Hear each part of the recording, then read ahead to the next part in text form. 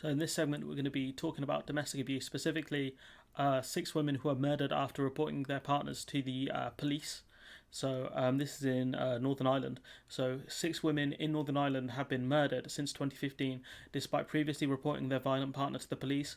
One woman contacted the police 8 times before she was killed. Figures obtained by BBC News Northern Ireland has shown. So, what we can see from this is that these people are stuck in abusive relationships, and that this woman had called the police 8 times now before she was killed, and clearly the police were, for whatever reason, unable to act.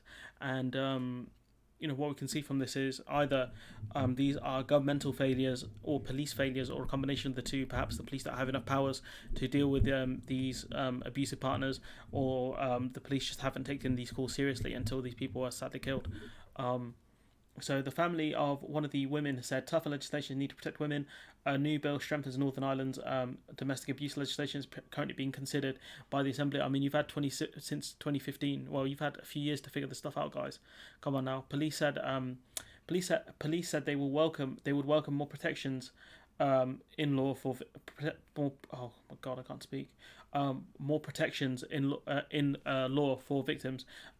Connie Leonard was murdered at her home in Maguires Bridge County. I'm not sure how to pronounce that. In 2017, her brother Fergal said police needed to be given stronger powers to tackle domestic abuse. He told the BBC, "There are a number of matters I feel that could have been acted on and may have saved Connie's life. The last person in the world I thought this would happen to is Connie. Miss Leonard and her son Connor, who had Down syndrome, were attacked by 55-year-old Peter Fair, a former partner of Miss Leonard. She had reported Fair 3 times before she was murdered, and she had taken out a non-molestation order against him. Fair later took his own life. What we can see from this is clearly police, need to listen to these people, specifically these women, far more, and have to do far more to actually help these women before a situation like this happens.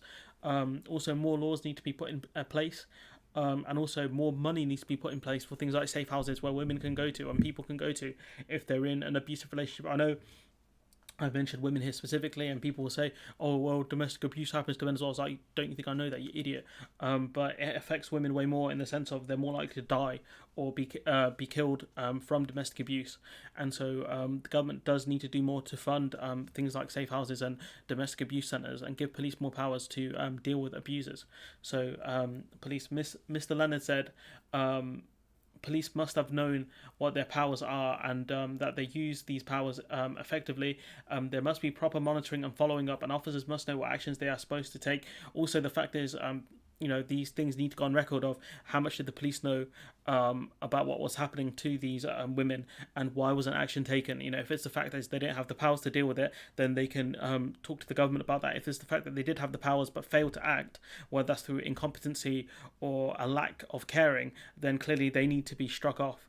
The Police Service of Northern Ireland, PSN, PSNI, which released the figures to the BBC following a Freedom of Information request, said it would welcome more protections in law for victims of domestic abuse. Detective Inspector Lindsay Fisher. In terms of legislation, police are very much bound by and uphold the law. I mean, you could talk about your lack of powers here, really. Therefore, we are always acting within the law in terms of our response of domestic abuse matters or any other crime. Police would welcome any further legislation that would support victims of domestic abuse and would seek to bring offenders to justice. I mean, why don't you talk about which lack of powers that you have? Detective Inspector Fisher urged anyone suffering from abuse to reach out to police or to a family member. But the thing is, right, they have reached out to the police. A woman called you 8 times, and another woman called you 3 times, and the police didn't do anything. And it's partially likely that these abusers found out that their partner called the police, the abuse victim called the police, and then ramped up the violence even more, because as a retaliation measure, so they wouldn't further call the police. Like, come on, Fisher. Justice Minister Naomi Long said the process of strengthening Northern Ireland's laws is on its way. She said she was considering the introduction of domestic violence protection orders, which allow police in other parts of the UK to intervene where they believe a person is at risk but do not have enough evidence to bring criminal charges. She said, "I've signed off last night on a consultation process on domestic abuse protection notice and orders. This will happen over the next number of weeks. But, if this is already happening in other parts of the UK, like, how are Northern Ireland this slow? Like, get it together, guys. Separately, a bill to strengthen domestic abuse legislation returned to Stormont in December. I know Stormont have had many problems over the last few years of because of the unionists and the separationists, the independent seekers. Um, so yeah, that's maybe one of the reasons why not Sinn Féin, sorry, the Stormont haven't got their act together. But like, there are more important matters than whether Ireland is independent or a part of the union. You know, you've got people within your constituency who need your help regardless. So do better. Um, it will mean there we go. It will mean domestic abuse. So back to the article, it will mean domestic abuse offences in Northern Ireland will no longer be limited to physically violent behaviour. It will make a form of bullying known as coercive control an offence in Northern Ireland for the first time. I mean, I think they've done that already in the UK, as in mainland UK. Convictions for the most serious domestic abuse offences. So convictions for the most serious domestic abuse offences will carry a penalty of up to 14 years in jail. Not good enough. So Sonia McMullen from Women's Aid Northern Ireland said police need more robust powers in relation to domestic abuse. He said legislation which is in other parts of the UK is not here in Northern Ireland.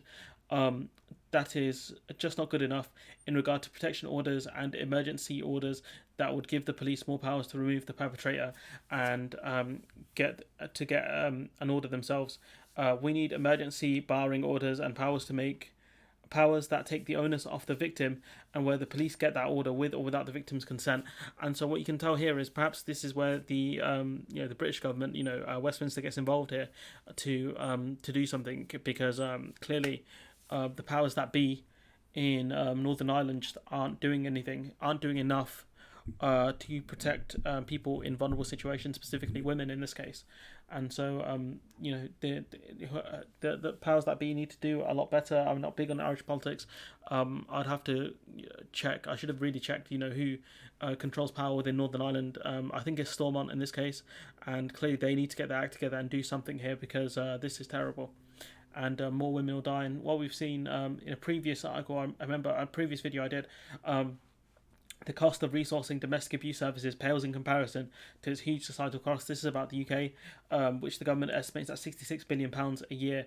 It's a small change compared to the vast sums of money found for the pandemic. But what we can see here is that financially it's the responsible thing to do as well, because of the huge societal cost to the UK. Domestic abuse costing £66 billion a year. So if some of that money was actually put into domestic abuse services to actually help victims, we would see potentially a saving financially, because sometimes that's all these people understand is money. It's cold hard cash, because at the end of the day, a lot of these people don't care about victims of domestic abuse because they think that will never happen to them, which is a sad way of looking at the world, honestly. And clearly, not just Northern Ireland, the mainland UK, Westminster needs to do a lot more to help domestic abuse victims. But what we can see from this is 6 women were murdered after reporting their partner to the police. So the police must have known something was going on, whether it was physical abuse or something, but they decided they didn't have the ability to act because the law did not favour them in that case.